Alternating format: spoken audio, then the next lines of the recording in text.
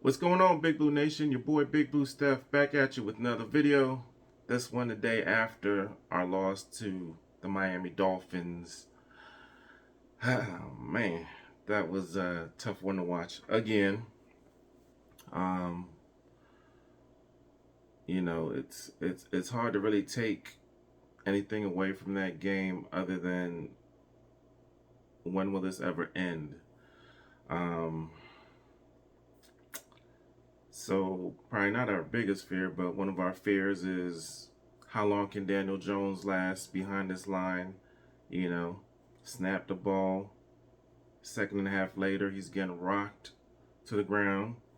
You do that 10 times a game, 20 times a game between sacks and hits. And what happens? He gets a neck injury. Okay, gotcha. Um, I don't know. I understand there's an O-line issue, but there's also a Daniel Jones issue. Now, not crapping on DJ, but it was kind of weird how, yes, Tyrod Taylor did take a couple sacks, but I don't know if it was the play calling that was different, but I mean, you saw Tyrod had a little bit more time. Now, was it Miami, kind of laxing up on the pressure? I'm not sure what it really was, but Tyrod was able to get the ball out a little bit quicker. So maybe, and this has been said before by many people, and you see it, like it's a processing thing with Daniel Jones as well, like the quick processing. Now, I don't know if it's the play calling, is it him not really reading the defense and really realizing where the pressure may come from? Could he have stayed under Eli's tutelage for maybe another year before he really got in? Um, I don't know, learn how to read the defense, how to set your protections. It's a lot that goes on with that. And to this day, 5 years into his career, we really don't know, is it all offensive line? I mean, it's not all offensive line, but how much of that is Daniel Jones still learning? How much of that is rewiring what bad wiring he's had, the different offense coordinators, head coaches? I don't know, man. There's a lot to still come from that game. Um, we knew it was going to be a tough challenge going in, especially defensively, trying to keep up with that speed. A lot of people were mad, like, oh my God, we can't tackle, we can't do this. I mean, we didn't give up 70, so I take that as a semi-win. I mean, we lost, Tyreek Hill went off, Achin freaking didn't even get touched on his 75, 76-yard touchdown run. It, it was ugly in some ways, but hey, we finally got our first three turnovers officially, of the season. And like people say, they come in bunches. Yeah, Pinnock looked like training camp Pinnock with the pick six. Kayvon had a couple sacks. It's we tried, man, but how much of this is the players? How much of this is coaching? How much of this is talent level? I mean, it's just a complete shit show for real.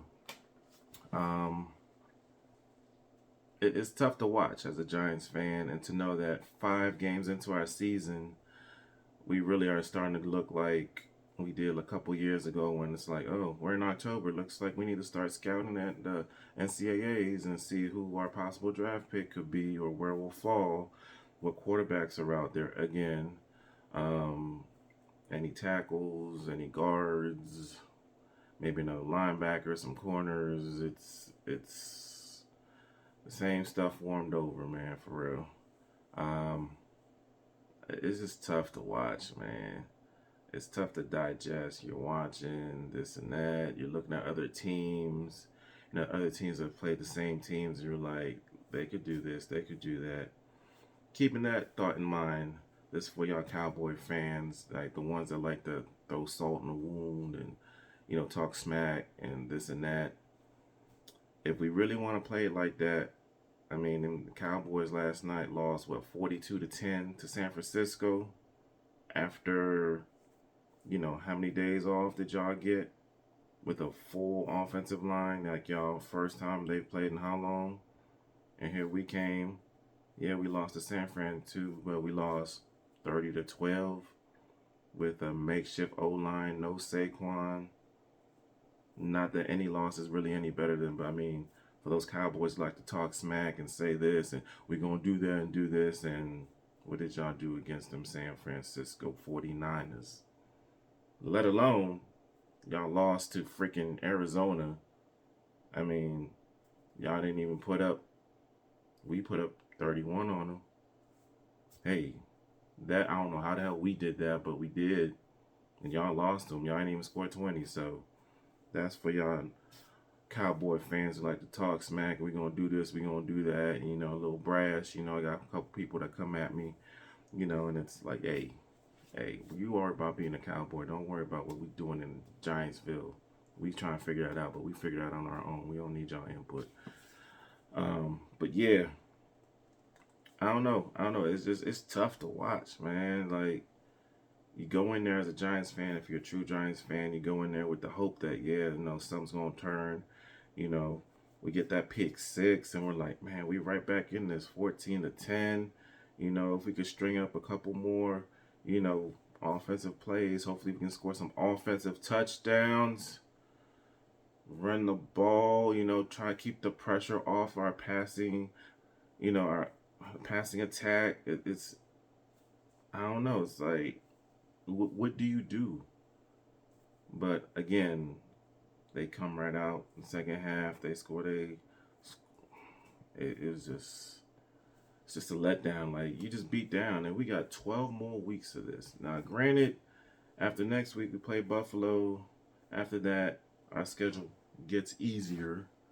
But what's to say that we actually, you know, are as good or as bad as some of these other teams that can actually beat them? We got Washington on the docket. I don't even remember. I can't even look that far anymore. But our schedule technically gets a little bit easier. But I mean, what does that mean to us when we can't even score a freaking touchdown offensively? You know, our defense, you know, seems to get a little bit better. But I mean, hey, what do we do now? And then we got this Daniel Jones neck injury, which, you know, I'm going to say after weeks and weeks of getting pummeled, being left out on the field when it's the game's already been decided, and you're what are you trying to prove, Dayball, Kafka, whoever? Why are you keeping him on the field? Game's over, and you still let this man get pummeled. You know your own line's not going to hold up. I mean, at some point you gotta be real with yourself and be like, I need to get this man out. I'm getting him killed.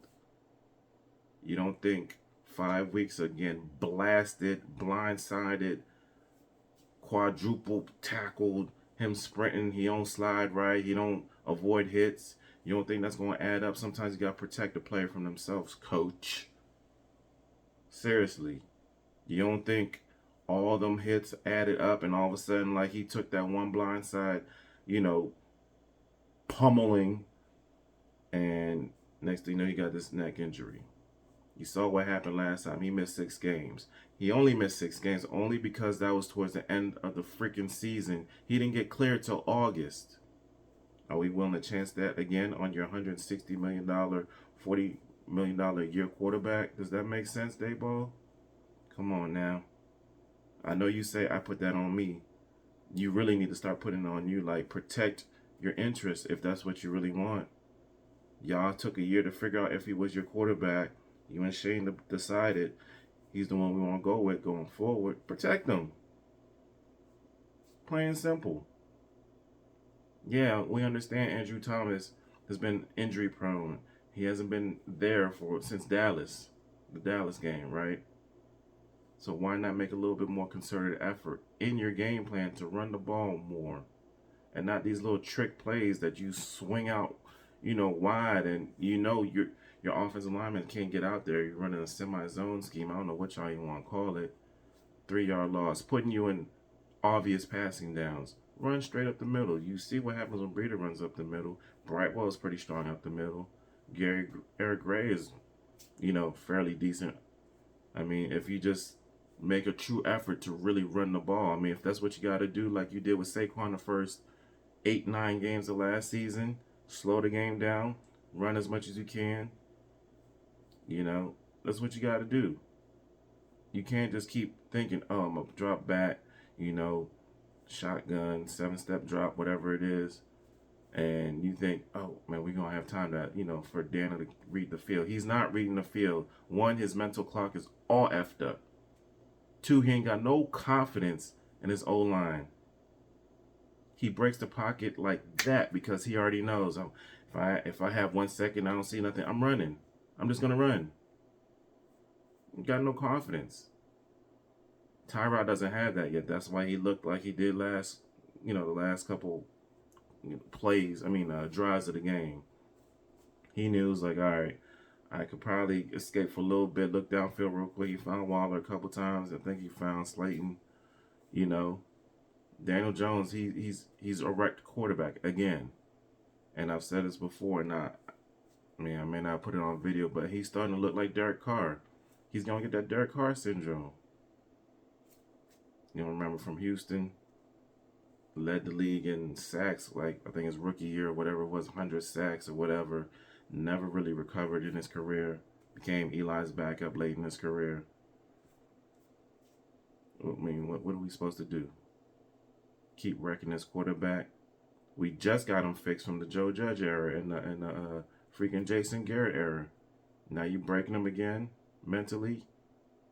You think you got enough time now to fix that the rest of the season? People still talking about playoffs. F for playoffs, man. Let's get a second win. Let's get maybe 2 wins in a row. Let's worry about that first. Yeah, man. This is more on coaching than it is the players. I mean, the players definitely got to do better. But if you know your players, if you're having a truthful look at your players and you're like, nah, they can't do that, don't put them in those situations. If you're going to be a coach that says, I'm going to put my players in the best situation to win, then do that. If you got to change your scheme, do that. I see Wink does that a little bit more. On offense, we ain't doing that at all. If you got to shorten your rotation, kind of like, you do when the playoff comes, when you only rely on certain things in like basketball or whatever, do that. If you only need 3 receivers out, and these 3 are going to be the ones, then again, injuries. Wandale out with a freaking concussion. I don't know how long that's going to last. It's just, again, going through the summer, you should have just established an O-line. It's like, this is what it's going to be. This rotation, like, look, you had all summer. You still didn't really figure it out until basically 2 days before the game. Come on now. Inconsistencies, it's wild, y'all. Being a Giants fan is heartbreaking. It's irritating. It's infuriating. It's blood pressurizing, irritating. Man, I don't know, y'all. As a Giants fan, yeah, I'll continue to watch this massacre week after week, this torture, but sure don't feel good. Anyway, that's all I want to get off my chest for now. Yeah. If you got any other comments you want to add to this, go ahead and let me know. If you want to share this out, all good. But yeah, y'all, sign off, y'all.